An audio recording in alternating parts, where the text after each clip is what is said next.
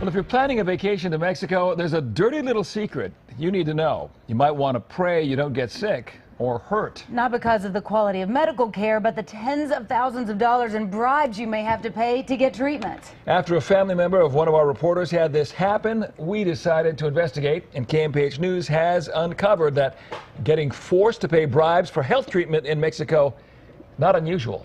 KMPH News reporter Eric Rosales joins us. Eric, you found out that this happened, yes, to your family, but it's common. Yeah, it's happened to a lot of families out there. You know, folks, this is a story that's very close to my heart. My mother and father-in-law found out about the bribery business the hard way. They were on vacation in Puerto Vallarta, Mexico. My father-in-law needed surgery, and before he could get any treatment, they had to come up with more than $50,000 in bribes. Now get this. After we started digging, we found other families who had the same problem. And one of Mexico's top government officials went on camera and admitted that this is happening. A picture may be worth 1,000 words, but these pictures are worth $50,000. That's the amount my mother-in-law was forced to pay in bribes to keep her husband alive.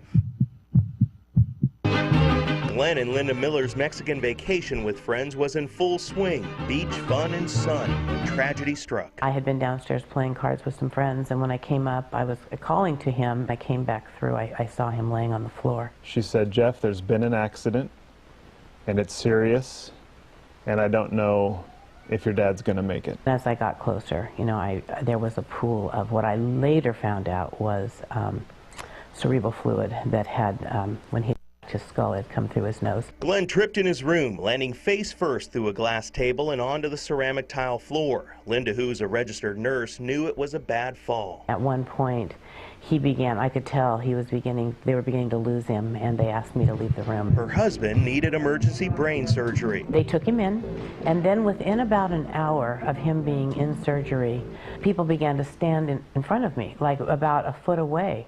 And they would have pieces of paper in their hands. Hospital administrators told her their insurance wasn't any good in Mexico, even though she had proof. And you had showed them a piece of paper from your insurance company saying that it's taken care of. Yes. Leave her alone. Yes. I was getting the feeling that they were not going to release him to go home until this huge bill was paid for. Glenn survived the surgery, but hospital staff continued to hammer her for more money. And they took me into a room, and a very smooth-talking gentleman kept saying to me, "But we need to have 25,000.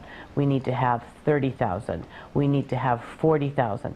And I had maxed out my cards by this amount, and I said, I don't have any more. And he said, "You're going to need to go and call your credit cards. They do this all the time." She and her friends gave all they had, tens of thousands of dollars in cash and credit card charges. The hospital finally released him. Linda knew time was of the essence to get Glenn back on U.S. soil. So after doctors cleared him one day after emergency brain surgery, he was airlifted from Puerto Vallarta, Mexico to Eden Medical Center here in Castro Valley. It didn't look good at all. The first couple of nights, they didn't give us much hope. Joe and Teresa are here to see you. Glenn finally took a turn for the better. He not only survived, he thrived. So glad to see you. Within 5 weeks, he was in rehab. Within 5 months, he was back to work as a certified public accountant. My accident was October the 6th.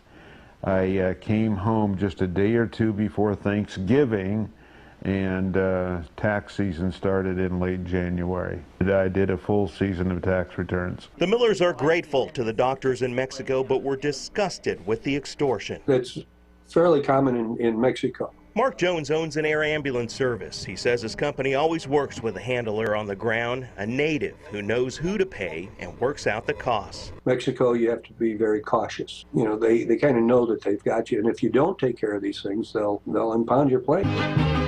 So what can you do to protect you and your family when you travel outside the country? First of all, educate yourself. The U.S. State Department's website has a smart traveler enrollment program. Use it. It's a free service that allows you to enter information about your upcoming international trip. You'll then receive alerts about the latest travel warnings, areas you should stay out of, and details where to find the nearest U.S. consulates. You know, it's very sad to see that some people still are getting into or that sort of acts of corruption. Reina Torres Mendeville is the head consul of the Consulate of Mexico in Fresno. She advises to keep the name, address, and phone numbers of the nearest hospital with you at all times. Find out if it's a private or public hospital. If it's private. And of course they charge what they need to charge. But tens of thousands of dollars, even when my in-laws had insurance, they're not buying that. Though he fall, he shall not be utterly cast down. My in-laws understand money will come and go. With the help of their strong faith, they've learned valuable lessons. Well, I would take away from this that you have no assurances of tomorrow. God's the great healer, the great physician, and He certainly proved that to us over and over, and I'm very thankful for that. I found out through my investigation, I found several other couples who had similar experiences of extortion when they traveled abroad. One woman lost her husband to a heart attack while vacationing in Mexico. And get this, she was told that she had to pay tens of thousands of dollars to bring his body back to the U.S. She ended up burying him there. Well, understand, folks, I'm not telling you don't go to Mexico. I'm just telling you that you have to be informed and better prepared. Eric, I got to tell you, this really boils my blood. This is outrageous to take advantage of people when they're most vulnerable like that. Did your family ever get their money back? Well, you know, what they paid in cash, it was some $20,000 that they paid in cash. That is lost.